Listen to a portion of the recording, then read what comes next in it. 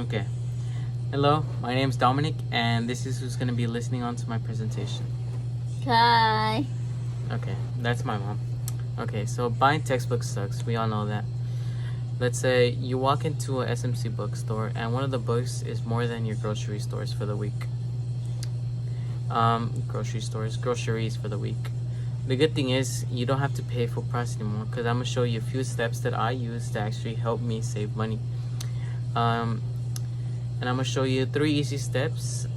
So one of them being find the exact ISBN number, 2, checking free and cheap options, and 3, buy smart and also plan to resell so you could get your money back and not waste all your money on just that one textbook. So every textbook has a number called the ISBN, which is on the back of the book near the QR code, barcode. I'm at work right now, so I don't have a book on me, on hand. But this is one of the books I used in class that I ended up printing out. Yeah, I forgot for what class it was, but this is the front of the page. This is the back. So for this one, the ISBN is actually located on the top of the QR code. I don't know if you can see it. It's on a very small print. But yeah, this is the ISBN. It should be around 13 numbers long. So why does this matter? Because if you only use the title, let's say, you might get the wrong edition for the class. For example, let's say one edition could be 100 pages off of what you're actually using in class, or it could have outdated context for the exact class. Most of the time, if you just email your professor, they usually allow the old one because it doesn't have much of a difference, but it doesn't really matter. I mean, if they allow it, it's easier.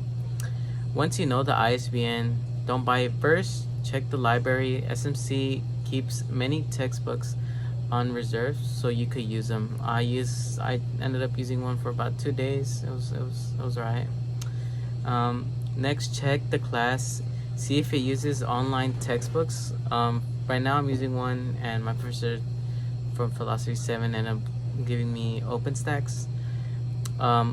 Or if the publisher already gave you access, then you could end up using that as well. Then look for rentals. Compare the SMC bookstores books with rentals like Amazon or Keg. Rentals are usually the cheapest way to go, or to get physical copies. If rentals are high, look for used books on eBay or thrift books. Just make sure the ISBN matches. Most of the time you want to see if it's actually showing the physical ISBN to match up from the one you actually need for the specific class. Finally, you could use ebooks. They're often the most cheapest way, and you could instantly get them. You just don't buy an ebook if the class needs like an access code for the homework, because I ended up doing something like that for a math class, and I ended up failing it because the teacher didn't want to help me out, and it was just a whole big problem. If you rent, write down the date or set it up on the phone, usually what I do. It's just a reminder, that way you don't get charged later on for turning it in late and stuff like that.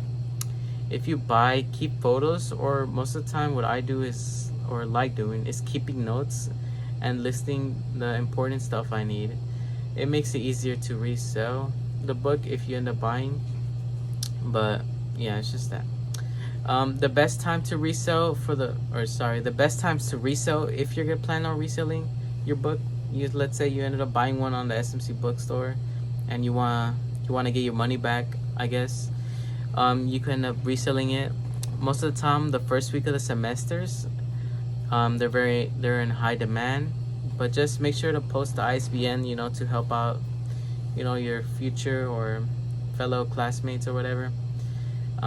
Just so it makes their life easier, and people could find what they want easier as well. So basically, just the whole point is use the 3 steps. Step 1, lock in the ISBN. Step 2, check free options. Step 3, buy smart and resell. If you do it as soon as you get your syllabus, you can save 50, 100 bucks for the class. That's gas money. For me, I would have spent it on, let's say, food, or spent it on a game I enjoy or something. But textbooks don't have to drain you, and you don't have to stress about having to spend 150 bucks on something you need but you don't want to. Just follow these steps and just do what really matters.